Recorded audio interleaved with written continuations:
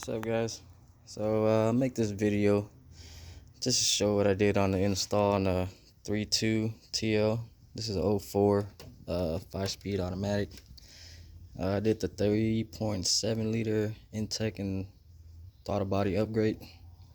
So before you do all that, you gotta get intake manifold, which comes off 2009 and up Acura TLs, SH all-wheel drives. The Acura RL, the 3.7 liter MDX, and the Acura ZDX. Some of them had the 3.7 in it, so those are years that have the throttle body intake manifold. But don't mind my engine bay. It ain't most prettiest thing like all y'all engine bays, but she gets the job done, you know. Let me show you my intake manifold. That's the intake manifold. So for the install, you got your intake manifold. You gotta remove it. Move all these bolts that's holding the plate. Take that out. Then you got your about 6 or 7 bolts, I think, if I remember. Pull that off. Then you gotta loosen this hose, this plug, this back line, brake booster line, and this back line right here. And then the map sensor. And don't forget your IAT sensor. Once that comes off, you put your intake manifold in.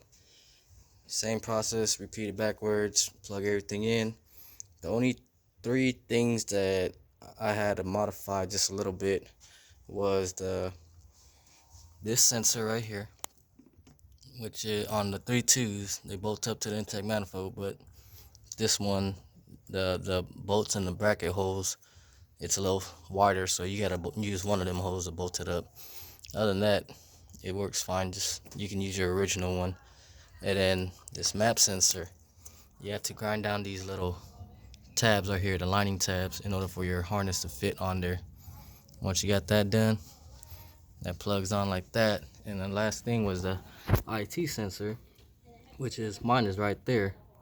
Stock was pretty much right here. They had a hole, but I ended up drilling a hole under the intake manifold in front of the throttle body, which was the thread pitch was M12 1.50, which that's the thread is on the IAT sensor.